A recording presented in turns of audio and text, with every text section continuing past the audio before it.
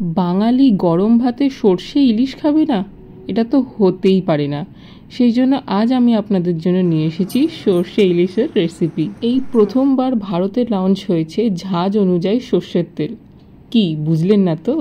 Emami healthy and tasty launch করেছে 3 রকমের সর্ষের তেল, স্ট্রং, ভেরি স্ট্রং আর মাইল্ড, যাতে আপনি আপনার পরিবারের স্বাদ অনুযায়ী সঠিক সর্ষের তেল বেছে নিতে পারেন। আর এর রেসিপিটা খুবই ইজি। প্রথমে ইলিশ মাছগুলোকে কেটে নিয়ে তাতে ইমামি মান্ত্রা মশালার সর্ষে গুঁড়ো পাউডার, লাল লঙ্কা গুঁড়ো পাউডার আর হলুদ গুঁড়ো পাউডার মিক্স করে স্বাদ মতো নুন ও চেরা কাঁচা লঙ্কা দিয়ে ম্যারিনেট করতে হবে। এই পুরো রেসিপিটাতে আমি ইউজ করছি ইমামি হেলদি অ্যান্ড টেস্টির সুপার স্ট্রং মাস্টার্ড অয়েল, যার ঝাঁজে বাঙালির চোখে জল এসে যায়।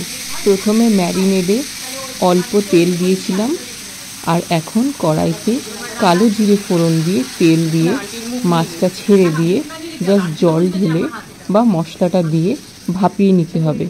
আমার পরিমাণটা বেশি ছিল তাই কড়াইতে করলাম, আপনাদের পরিমাণ কম থাকলে টিফিন বক্সে ভাতের মধ্যে বসিয়ে দিয়েও ভাপিয়ে দিতে পারেন। ব্যাস, তারপরে আর কি, ঢাকা দিয়ে রেখে দেবেন।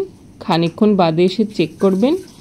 চেক করার দরকার নেই আসলে, যা গন্ধ বেরোবে আপনি বুঝেই যাবেন মাছটা রান্না হয়ে গেছে। ব্যাস আর কি, এবার গরম গরম পরিবেশন করুন।